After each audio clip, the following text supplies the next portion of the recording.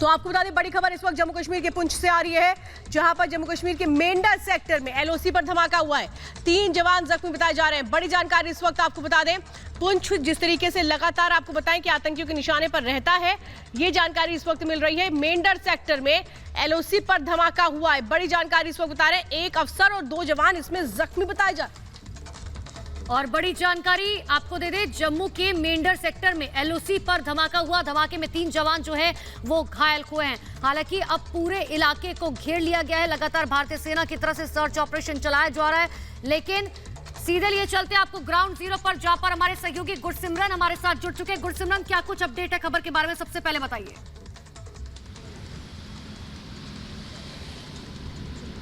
देखिए, अब से कुछ देर पहले ही जो है एक जो धमाका हुआ, एक एक्सप्लोजन हुआ, जिसमें कि भारतीय सेना के 2 जवान और 1 आर्मी अफसर जो है वो घायल हुए हैं। घायलों को उच्च उपचार के लिए जो है वहां से इवैक्यूएट किया जा रहा है। ये जो इलाका है ये 0 लाइन से आगे, जो कि फॉरवर्ड एरिया जिसे कहा जाता है, वहां पर पड़ता है। और माना जा रहा है कि रेगुलर पेट्रोल के दौरान जो है ये एक्सप्लोजन हुआ है। अब ये धमाका किस कारणों से हुआ है, इसकी भारतीय सेना जो है जाँच कर रही है। आधिकारिक तौर पर जो इंटेल एजेंसीज हैं जो भारतीय सेना के साथ सरहदी इलाकों में काम करती हैं, उनको इसकी जानकारी दी गई है। लगातार अब कोशिश की जा रही कि किस तरह का ब्लास्ट था उसको जो है समझा जाए, और उसके बाद एक औपचारिक बयान जो है वो भारतीय सेना की तरफ से जारी किया जा सकता है। लेकिन 3 जवान जो हैं, वो 2 जवान और 1 भारतीय सेना का अफसर, वो इसमें घायल हुए हैं। इस बात की पुष्टि जो है वो उच्च अधिकारियों ने की है, और उनको इलाज के लिए जो है वो जो अस्पताल है वहाँ पर इवैक्यूएट किया जा रहा है। गुरसिमरन हमें लगातार जानकारी दे रहे हैं। गुरसिमरन, कल हमने देखा था कि किस तरीके से जम्मू में ही आईईडी मिला था, और आज हम देख रहे हैं कि यहाँ पर धमाका हुआ है। ये बताया जा रहा है कि 1 ऑफिसर समेत 2 जवान जख्मी हुए हैं। तो क्या इन दोनों बातों को जोड़कर देखा जा सकता है?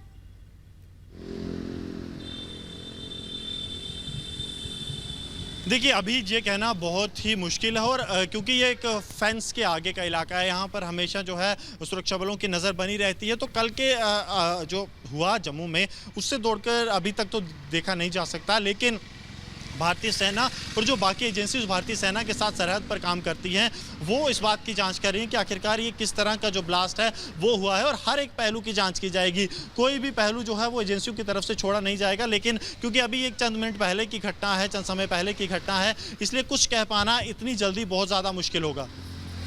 बिल्कुल। और गुरसिमरन, देखिए, लगातार जिस तरीके के आए दिन हम घटनाएं देख रही हैं, कभी आईईडी जो है मिल रहा है, इतना ही नहीं, आज हमने ये भी देखा कि किस तरीके से चाइनीज ड्रोन जो है वो पकड़ा गया। हालांकि पाकिस्तान की तरफ से लगातार वो ऑपरेट किया जा रहा था, लेकिन ये बात सच है कि ऑपरेशन ऑल आउट के बाद जिस तरीके से पाकिस्तान बौखलाया हुआ है, क्योंकि वो जिन आतंकवादियों को पालता पोसता है उसे हमारी भारतीय सेना लगातार मुंह तोड़ जवाब दे रही है।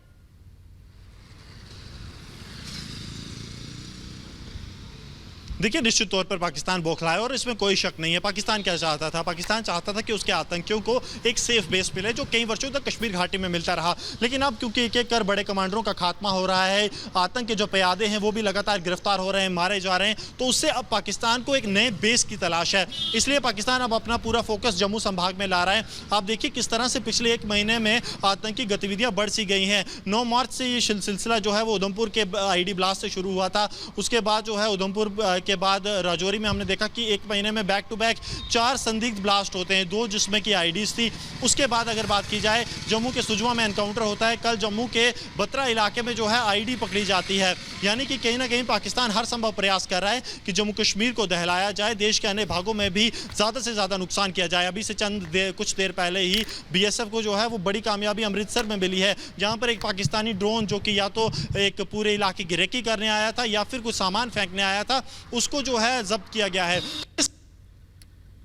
चलिए गुरसिमरन, आपके साथ हम फिर से जुड़ रहे हैं। लगातार गुरसिमरन हमें जानकारी दे रहे हैं कि कैसे जम्मू कश्मीर के मेंढर सेक्टर में एलओसी पर धमाका होता है। 3 जवान इसमें जख्मी बताए जा रहे हैं। गुरसिमरन लगातार पल पर हमें जानकारी दे रहे हैं।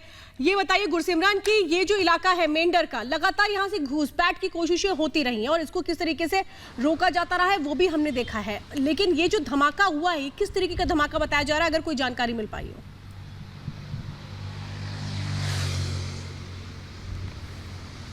देखिए मेंढर का इलाका जो है आपने बिल्कुल सही कहा, क्योंकि ये एक पुराना टेरर इन्फिल्ट्रेशन रूट रहा है। यहाँ पर लाइन ऑफ कंट्रोल है, बीच में पहाड़ी इलाका आ जाता है, कहीं नदी नाले आ जाते हैं, जिसमें कि इसको सुरक्षित करना बहुत बड़ी चुनौती है। लेकिन भारतीय सेना हमेशा से इन चुनौतियों से पार पाती आई है और इसे सुरक्षित रखा है। पिछले 1-1.5 साल की अगर बात करें तो क्योंकि सीज फायर एग्रीमेंट जो है वो दोनों देशों के बीच में हुआ था, आर्मीज के बीच में, तो पूरी शांति ज़रूर थी। लेकिन लगातार पाकिस्तान की कोशिश ज़रूर थी कि किसी ना किसी तरह से इस इलाके का माहौल खराब किया जाए।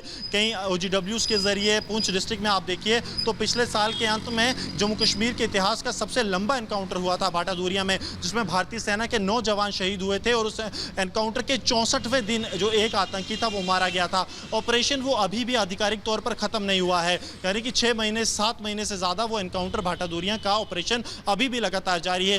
तो ये जो इलाका है ये आतंक के रडार पर हमेशा से रहा है, जो पुंछ राजौरी का इलाका है। कोशिश ये है आतंकियों की कि यहाँ के युवाओं को बरगलाकर आतंक के एक बार फिर इंफ्रास्ट्रक्चर को एक ऑक्सीजन दी जाए, लेकिन सुरक्षा बल लगातार ये कोशिश कर रहे हैं। देखिए राजौरी की अगर हम बात करें, क्योंकि मेंढर के साथ लगता जो जिला है पुंछ में, वहां पर पिछले 1 महीने में 4 संदिग्ध ब्लास्ट हुए हैं, जिनमें कि 2 आईडीज थी, 2 की जांच अभी भी जारी है। तो कहीं ना कहीं माहौल खराब करने की कोशिश पाकिस्तान और उसकी ताकतें लगातार कर रही हैं।